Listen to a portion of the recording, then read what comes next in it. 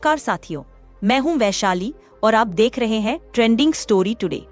आज मैं आपको एक ऐसी कहानी सुनाने जा रही हूं जो केवल किसी किसान की कहानी नहीं है। यह धैर्य की कहानी है, यह मिट्टी की कहानी है और यह उस बच्चे की कहानी है जिसने अपनी जिंदगी की सबसे अनमोल शिक्षा अपने खेत की गोद में पाई। आइए धीरे धीरे दिल की गहराइयों तक उतरती इस अद्भुत यात्रा को शुरू करते हैं। दादाजी रामाजी खोबरागढ़ जब छोटे थे तब उन्होंने एक सभा में बाबा साहेब डॉक्टर भीमराव अंबेडकर को सामाजिक न्याय का आह्वान करते हुए सुना था। भूमि उनके लिए पाठशाला बन गई जिसने उन्हें धैर्य, प्रेम और करुणा का पाठ पढ़ाया। लेकिन सबसे महत्वपूर्ण बात यह है कि इस कार्य से उन्हें कुछ नया करने और बड़े सपने देखने की प्रेरणा मिली। कहानी का शीर्षक है यह भूमि ही मेरा विद्यालय है। भारत के rice man Dadaji Khobragade. Original story this land is my school. Dadaji Khobragade the rice man of India लड़का अपने पिताजी के कंधों पर बैठा ज्ञान की बातें सुन रहा था। बाबा साहेब आम्बेडकर ने समुदाय में एकता और भाईचारे की जरूरत, बच्चों को शिक्षित करने, सम्मानजनक जीवन जीने के लिए शहरों का रुख करने और समाज को बेहतर बनाने की आवश्यकता के बारे में बात की। जातिवाद के कारण गांवों में महार समुदाय का जीवन बहुत कठिन था। यह सभा बड़े बूढ़े लोगों से भरी हुई थी, लेकिन लड़के को ऐसा लग रहा था जैसे वे सभी बच्चे हैं और बाबा साहेब आम्बेडकर उनके शिक्षक हैं, जिनकी बातें वे ध्यान से सुन रहे हैं। बाबा साहेब आम्बेडकर के उद्देश्यपूर्ण शब्द तब से लगातार लड़के के कानों में गूंज रहे थे। उस लड़के का नाम दादाजी रामाजी खोबरागढ़ था। इनका जन्म सन 1939 में विदर्भ क्षेत्र के एक छोटे से गांव में बसे महार समुदाय के एक परिवार में हुआ था। दादाजी ने तीसरी कक्षा तक की पढ़ाई अपने गांव के स्कूल में की थी। आगे की पढ़ाई के लिए गांवों से बहुत दूर जाना पड़ता था, लेकिन उस समय बीमार होने और जाति के सामाजिक बंधनों के चलते वह आगे की पढ़ाई जारी नहीं रख सके। लेकिन दादाजी हमेशा ही जिज्ञासु बने रहे। वह दुनिया को एक बेहतर जगह बनाना चाहते थे। वैज्ञानिकों की तरह वे हमेशा अपने आसपास के समाज के बारे में सोचते रहते थे कि इसे सुधारने में कैसे सहयोग दिया जाए और कैसे इस दुनिया को बेहतर बनाया जाए। दादाजी ने अपने परिवार के छोटे से खेत में काम करना शुरू कर दिया। यह धरती उनके लिए दादी माँ और आकाश बाबा जी के समान थे। उन्होंने दोनों से शिक्षा लेना शुरू कर दिया। वे इस कार्य में खुद को सुरक्षित एवं आरामदायक महसूस करते थे। यह भूमि उनकी जीवन की पाठशाला बन गई। दादाजी का परिवार कई वर्षों से जिस धान की खेती करता आ रहा था, उससे निकला चावल काफी मोटा होता था।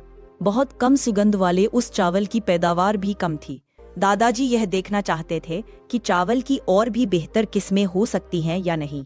एक खोजी वैज्ञानिक की तरह उन्हें एक खेत भी मिल गया था जिसमें वे प्रयोग कर सकते थे और संभावित खोजों की दिशा में काम कर सकते थे। उन्होंने धान की विभिन्न किस्मों की खेती शुरू कर दी, लेकिन धान उगाने के लिए धैर्य और समय के साथ साथ उचित बारिश की भी आवश्यकता होती है।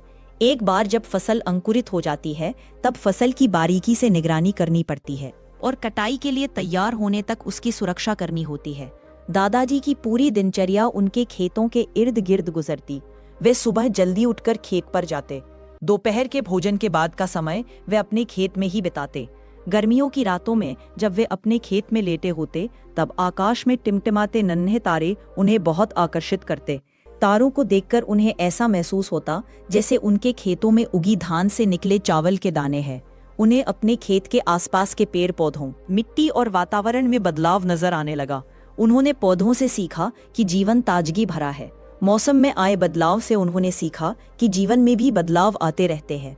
व्यक्ति को इन बदलावों को सहज स्वीकार कर जीवन में आगे बढ़ना चाहिए।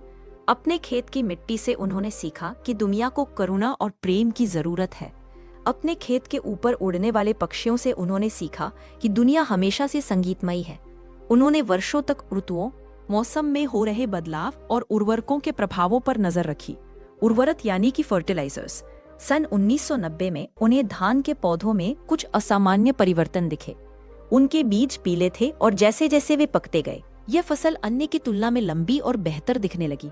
उन्होंने अलग अलग दिखने वाले धान के पौधों की अच्छे से देखभाल की। जब फसल की कटाई हुई तो नई पैदा हुई धान से निकले चावल के दाने न केवल लंबे थे बल्कि पकाने पर उनमें मिट्टी जैसी सौंधी एवं मोहक खुशबू आती थी। चावल की इस नई किस्म की खोज से दादाजी बहुत खुश हुए और उन्होंने इसे गांव के अन्य किसानों के साथ साझा भी किया। लगभग 1 साल के इंतजार के बाद स्थानीय कृषि केंद्र ने चावल की इस नई किस्म को मंजूरी दे दी।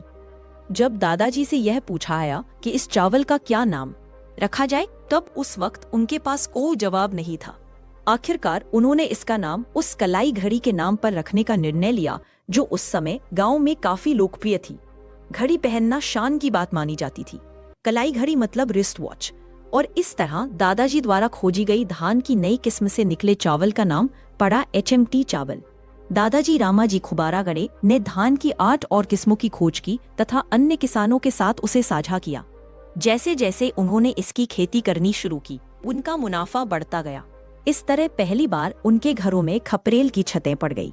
उन्होंने जिस भूमि पर काम किया, उसने उन्हें यह सिखाया कि ज्ञान को हमेशा साझा करना चाहिए ताकि सभी मनुष्य समृद्ध हो और समाज में सम्मान पूर्वक जीवन जी सके। भूमि ही उनके जीवन की पाठशाला थी। आज सारे भारत में दादाजी रामाजी खुबारागड़े को राइस मैन के नाम से जाना जाता है। और ऐसी बहुत सारी कहानियां सुनने के लिए ट्रेंडिंग स्टोरी इस चैनल पर जरूर आइएगा।